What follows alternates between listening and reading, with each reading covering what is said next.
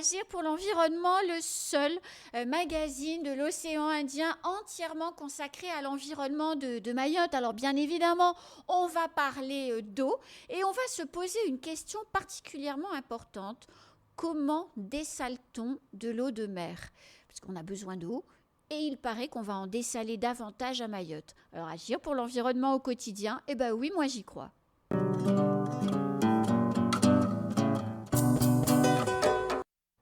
Alors pour parler de cette question évidemment très importante, on a sur le plateau Nawirou Vita qui est directeur d'exploitation eau potable au syndicat Les Eaux de Mayotte et on a également ici Maïla Marie qui est chargée de mission à la FMAE. Bonjour messieurs. Bonjour. Bonjour Anne. Merci d'avoir accepté notre invitation. Alors question peut-être pour vous monsieur Marie, c'est possible de dessaler de l'eau de mer ? On le fait déjà depuis quelques années à Mayotte, donc forcément oui, c'est possible de potabiliser, dessaler l'eau de mer et de la rendre potable. On le fait depuis quelque temps à Mayotte, mais dans d'autres pays, on le fait avec beaucoup plus d'intensité en réalité.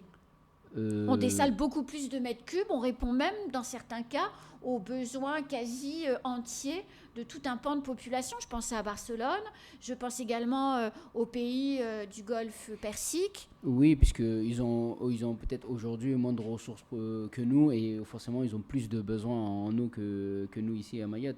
Parce qu'il faut savoir que nous, pour l'instant, on dessale à hauteur de 6%, 6 ou 7%, 6% d'eau, de l'eau qu'on boit aussi à Mayotte aujourd'hui. Après, on a la chance d'avoir les pluies qui sont quand même un peu plus présentes chez nous que dans le Golfe Persique, oui. Que dans le Golfe Persique et clair. Ailleurs. Donc forcément, eux, ils ont besoin de plus de ressources qu'ils vont chercher à l'eau de mer. Alors, comment on fait parce que bon, dessaler, c'est sympa, on en parle, super. Comment on fait pour dessaler l'eau de mer, Nawirou Vita ?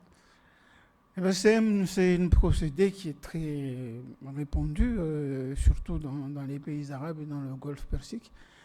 En fait, on prend de l'eau dans la mer. Jusque-là, logique. Ouais. Et puis, on la met dans ce qu'on appelle un filtre à haute pression. En fait, on pompe l'eau, on envoie dans un filtre. Ce filtre, il retient toutes les impuretés et en fait, on le fait passer à haute pression dans ce filtre et on récupère de l'eau pure. C'est-à-dire que toutes les polluants, toutes les petites bestioles, les planctons marins et le sel restent dans le filtre. Tout.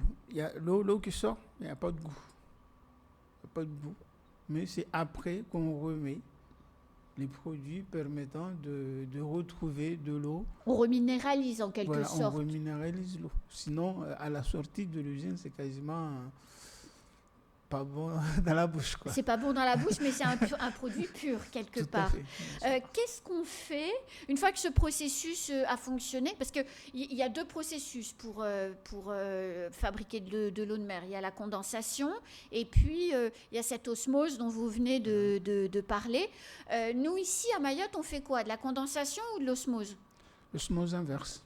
Donc on aspire, on retient toutes les particules, après on reminéralise et on injecte dans le réseau. Tout à fait. Pourquoi on ne fait pas de condensation? La condensation, en fait, ça consiste à faire passer de la condensation, c'est de la vapeur d'eau. Ah oui, donc on fait s'évaporer l'eau en fait. C'est de la vapeur d'eau Okay. C'est des filtres spéciaux qui laissent passer la vapeur d'eau.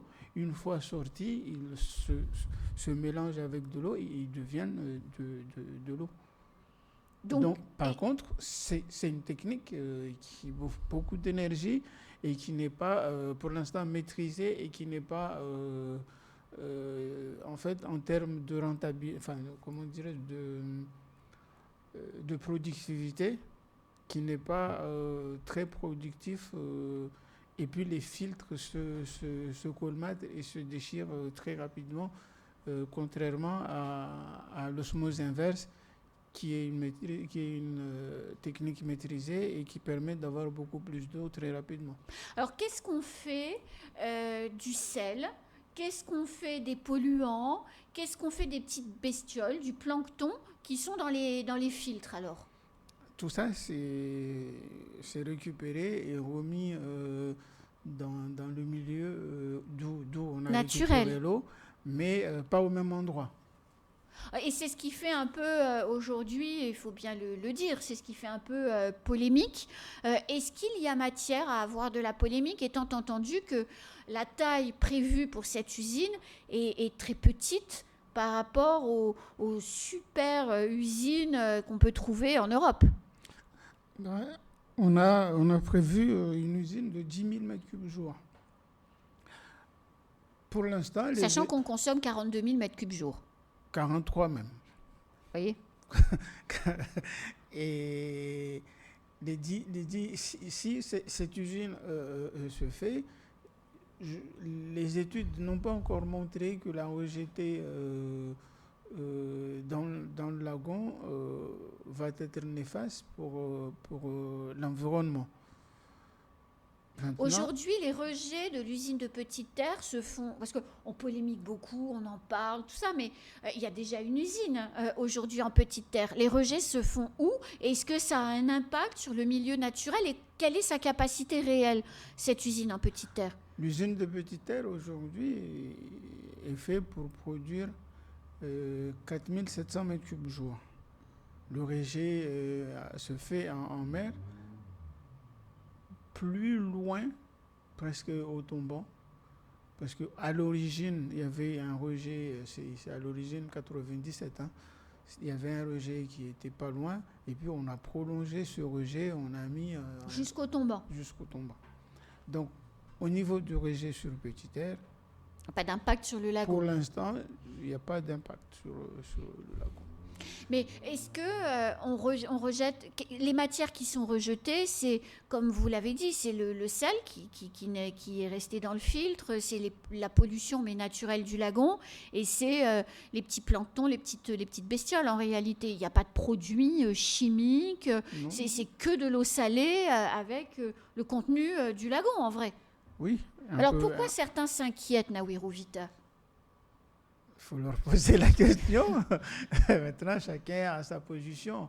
Mais les études sont là, les études sont faites pour essayer de trouver un juste milieu pour ne pas polluer le lagon et rejeter dans le lagon sans polluer.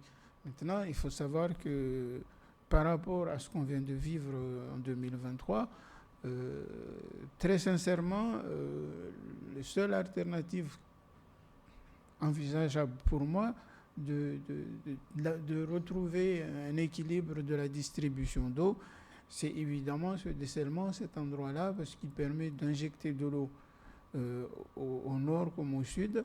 Et le déficit en eau aujourd'hui se situe en Mamoudzou, Petite Terre et Congo.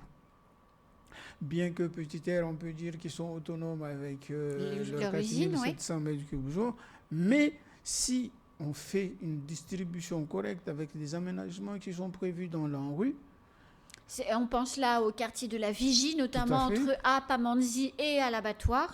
Si ce quartier est aménagé... Et il le sera. C'est en cours. On va forcément avoir besoin de plus d'eau. Et les 4700 mètres cubes jour ne suffiront pas pour la Petite Terre. Donc ça voudra dire qu'il faudra recommencer à injecter depuis la Grande Terre de l'eau en Petite Terre.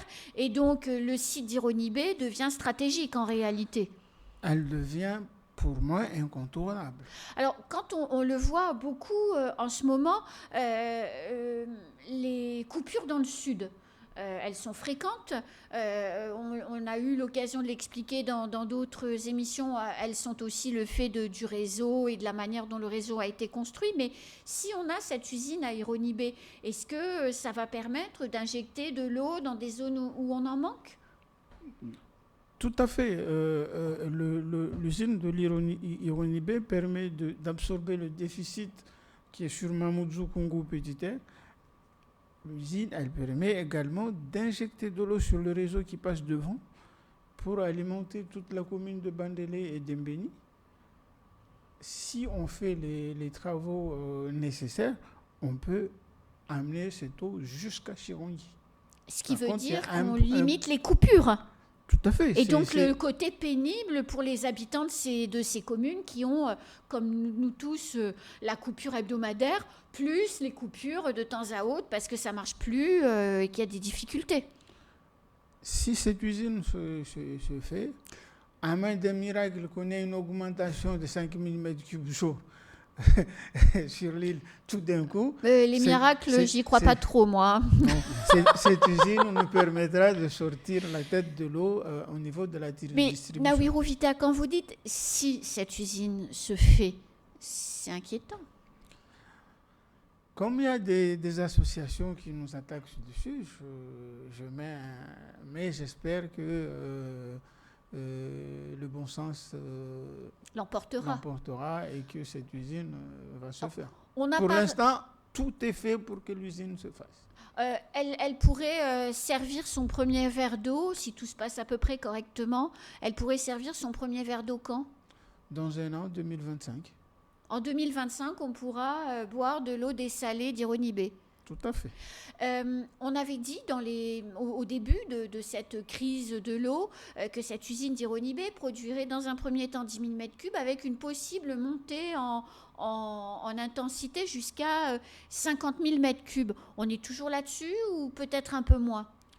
C'est revu un petit peu moins, mais c'est 16 000 m3 plutôt que 50. Donc, c'est quand même des unités de production d'eau salée qui sont toutes petites. Parce qu'en métropole ou même en Europe, les usines de dessalement, en moyenne, c'est 200 000 m3 jour quand même.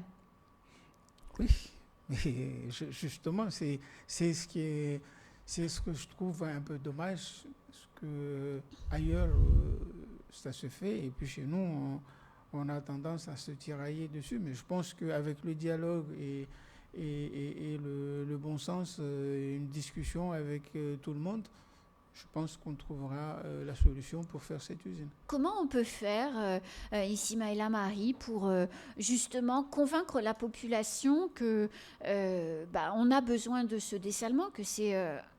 si on ne veut pas revivre ce qu'on a vécu, on n'a pas tellement le choix. Comment on peut faire pour convaincre ? Je pense qu'aujourd'hui, on n'a pas forcément le besoin de convaincre parce qu'on a tous vécu la crise avec la même ampleur. Je pense qu'aujourd'hui, en fait, les personnes qui sont, on va dire, contre cette usine, sachant que je considère, moi, personnellement, qu'ils ne sont pas contre l'usine, la construction de l'usine, mais en fait, sur le site qui devait être construit, ils sont plutôt à la lutte, comme on dit, à la préservation de l'environnement. Oui, ils sont contre le rejet dans le lagon. Voilà, en fait, en gros, c'est ça. Ils sont un peu contre le rejet dans le lagon. Et en fait, eux, ils considèrent que les études qui ont été menées avant la construction, les études environnementales, il devait y avoir je ne sais plus comment on appelle ça, une étude globale de l'environnement, sauf que en fait ça a été compensé par une autre mesure, je ne sais plus laquelle. Oui, mais c'est en fait la procédure civile qui permet d'économiser du temps, quoi, tout simplement. Ça ne veut pas dire qu'on ne fait pas les études. Les études elles sont faites, les études. Oui, c'est ce que j'ai dit. En fait, il y a des études qui ont été faites. Mais oui, on est obligé. C'est pas une usine de petits pois qu'on installe, c'est une usine qui s'installe dans un environnement. C'est obligatoire d'évaluer l'environnement. Pour eux, l'ampleur des études qui ont été menées n'est pas assez conséquent par rapport au site. Moi, ce que j'ai compris, c'était ça. C'est que par exemple, dire cette étude globale qui devait être faite avec la biodiversité et compagnie, vu l'état d'urgence, vu que c'était une mesure d'urgence, eux, ils considèrent que les études ont été légèrement bâclées par rapport à ce qui devait être fait. Oui, ils considèrent. Mais il y a des études qui ont été réalisées et qui... puis on n'est pas sur une usine à 200 000 m3 jour. Non, mais les études sont faites, les études, on continue, on poursuit, et puis s'ils ont besoin d'informations, on est ouvert pour... en tout cas, la saisine du parc naturel marin aura lieu, puisque c'est ce qui a été révélé lors du dernier conseil de gestion, et que sera mis à disposition de ces décideurs toutes les informations nécessaires et suffisantes, si j'ai cru bien comprendre les choses. Bien entendu. Autre petite question qu'on s'est peut-être pas posée et qui peut être intéressante, est-ce que l'eau dessalée est dangereuse pour la santé humaine? Pas du tout. J'ai bien dit tout à l'heure que on enlève tout ce qui est dans l'eau et l'eau devient pure. Il faut savoir que dans toutes les eaux, on peut avoir des problèmes. Même boire de l'eau de la rivière, si cette eau n'est pas traitée, on peut avoir une conséquence sur la santé. L'eau de mer, si le procédé n'est pas bien étudié et qu'on ne sort pas avec des filtres qui enlèvent tout de ces eaux et puis reminéraliser ces eaux pour retrouver un goût de l'eau potable, on ne peut pas le faire. Donc tout est mis en œuvre pour qu'à la sortie de l'usine de dessalement, cette eau soit potable. Alors justement, vous l'avez expliqué dans le processus tout à l'heure, on aspire le sel, les petites bestioles et la pollution qui peuvent être dans le lagon. On repurifie, l'eau est pure, on reminéralise l'eau. Ensuite, est-ce que l'eau dessalée, c'est comme l'eau de la retenue collinaire, elle va dans l'usine de potabilisation de l'Ourouveni ou bien celle de Bouyouni? J'ai pas compris la question. Non, elle ne retourne pas à l'usine, vu que quand elle sort de l'usine de dessalement, elle est déjà d'accord. potable. Ah, Donc elle ne va pas dans une usine de potabilisation. elle va directement Elle dans va les, directement dans dans les, le dans réseau. les tuyaux en fonte Oui. Il va et non dans- plus en PVC comme dans la cuisine Oui, pour oui. alimenter les foyers. Est-ce que, parce qu'à un moment donné, on l'a dit en petite terre, enfin c'était comment dirais-je, peut-être un espèce de mythe, mais on disait que l'eau de petite terre était pas bonne et que l'eau de l'usine de dessalement était pas bonne. Alors est-ce que l'eau dessalée c'est bon ou c'est pas bon ou ça n'a pas de différence avec l'eau de l'usine de Bouyouni ou de celle de l'Ourouveni? Ça n'a pas de différence toutefois. Chaque bouteille d'eau que vous prenez dans les magasins, vous prenez Vitel, vous prenez je sais pas quoi, ils n'ont pas tous les mêmes goûts. Ah ça je vous le confirme. Moi qui suis très sensible à ça, je vous le confirme. Donc l'eau de petite terre, cette eau a son goût. Oui. Et l'eau qui sort de l'usine de Bouyouni, l'eau qui sort de forage, chaque eau a son propre goût.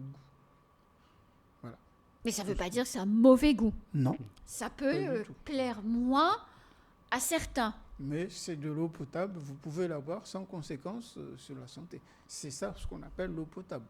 Alors pourquoi, de manière générale, messieurs, on dit, et on l'entend, on le lit aussi, pourquoi le dessalement a mauvaise réputation? Je pense que le dessalement à mauvaise réputation, c'est surtout du fait que ça vient de l'eau de mer, vu que c'est de l'eau salée de base. Et forcément, en fait, je pense que la plupart des gens ont ce côté, je dirais pas psychologique, mais dans la tête, l'idée que c'est de l'eau salée. Donc forcément, eux, ils se disent que quand ils vont la boire, ils vont forcément avoir le goût du sel dans la bouche. Donc je pense que c'est le fait qu'elle soit réputée comme étant mauvaise, c'est surtout parce qu'elle vient de la mer. Mais une eau de rivière, sachant comment l'état de la rivière peut être aussi plus mauvaise que En termes de l'eau- qualité. En termes de qualité. Donc en fait, c'est le traitement, il est bien fait. Si le traitement est bien fait, l'eau sort potable et on peut boire sans risque pour personne. Est-ce que ça aurait... Oui. Juste, Ah, allez-y. je vous mets un défi, Anne. Je vous laisse 2 verres d'eau. Vous buvez les 2 verres. Si je ne vous dis pas que ça, c'est l'eau dessalée, vous sentez rien. Moi, je suis certaine de ne pas faire la différence, oui. Donc, En revanche, je vous fais bien la différence entre une bouteille de Volvic et une bouteille de Contrex. Les yeux fermés, juste au goût, je sais ce qu'est le Volvic et je sais ce qu'est la Contrex, puisqu'effectivement, comme vous le dites, l'eau a quelquefois Oui, des oui. goûts très différents. Après, ça dépend de ce qu'on met dedans. Il y a de l'eau qui est plus minéralisée que d'autres, et qui est sur lequel on va rajouter un peu Oui. plus de magnésium ou un peu Oui. plus de calcium. Donc forcément, en bouche, ça va pas avoir le même goût. Et effectivement. Est-ce que ça n'aurait pas été plus simple pour éviter toutes les polémiques? Parce que c'est vrai que c'est des sujets dont on a déjà parlé. Maoulida Soula, quand il était président du syndicat des eaux à l'époque, l'avait déjà évoqué. La préfecture avait travaillé sur cette option qui avait été abandonnée. On avait même imaginé faire des gros tuyaux pour raccorder un espèce de quai à l'usine de Bouillouni, à la retenue collinaire de Dzoumogné. Pourquoi on ne fait pas venir des tankers d'eau? Ce serait quand même plus simple. Ah, c'est plus simple à dire, oui. C'est plus simple à dire, mais amener un tanker d'eau, déjà, il faut des quais pour recevoir cette eau. Il faut des quais ailleurs pour récupérer de l'eau. Est-ce que nos voisins, ils ont autant d'eau à nous donner? Ça, c'est premièrement. Et C'est une bonne question. à quel prix, pour combien de temps?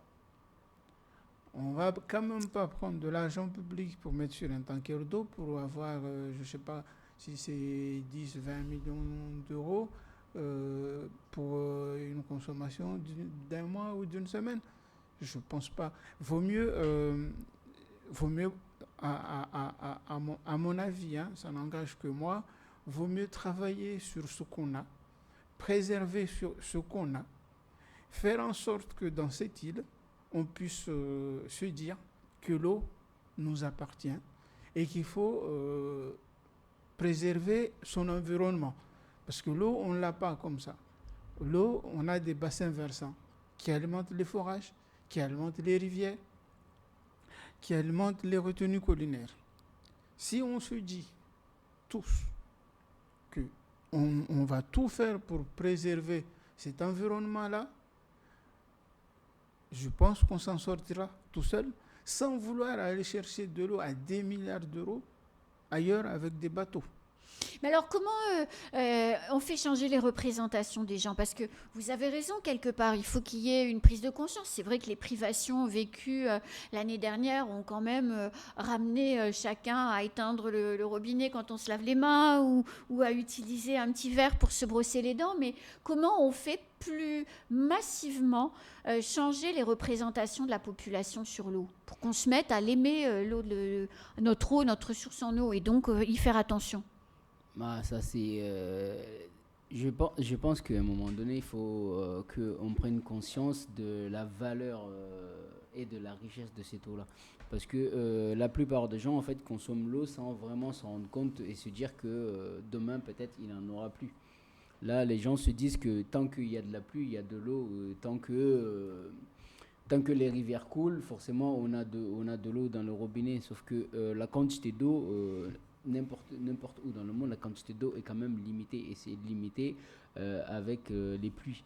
Donc là, c'est on essaie de faire beaucoup de sensibilisation sur ça, surtout avec les jeunes. Et ça marche?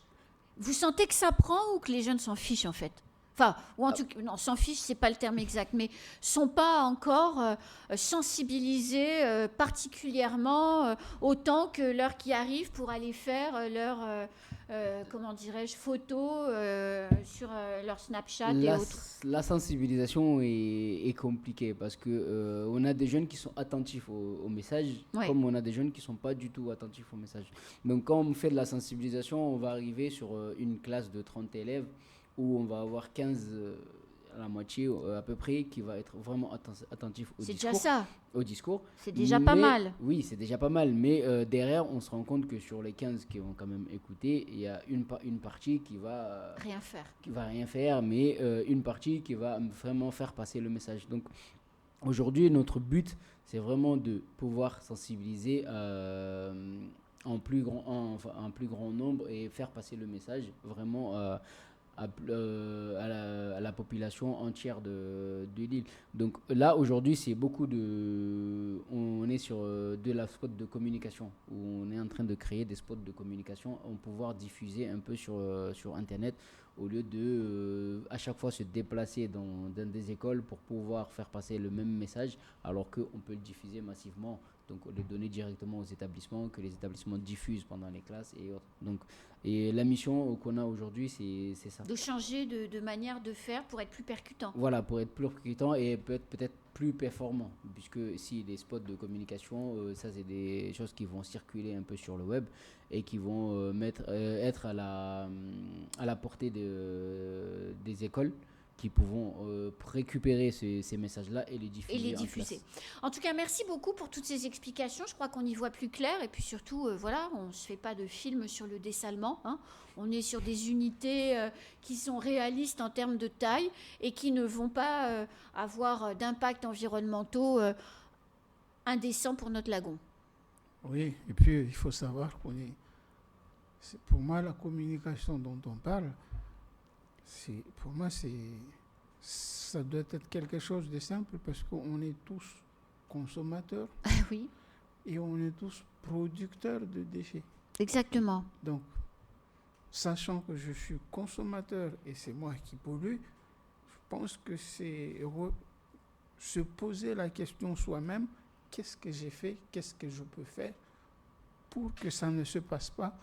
Je pense que et par exemple, pour protéger le lagon, peut-être, puisque vous l'évoquiez tout à l'heure, et je pense que c'est le bon point de le dire, pour protéger le lagon, peut-être que lorsque l'on fait des travaux à la maison, il faut couvrir les matières qu'on utilise, comme le sable, les gravillons, qui partent abondamment dans le lagon et qui sont d'ailleurs, hein, les études du BRGM le démontrent, la première source de pollution et d'envasement du lagon. Bien sûr, ça se voit, tout le monde le voit. Exactement. Merci beaucoup, messieurs. Merci à vous. C'est la fin de cette émission. On se retrouve très vite sur le plateau d'Agir pour l'environnement avec un autre thème et d'autres invités. À très vite.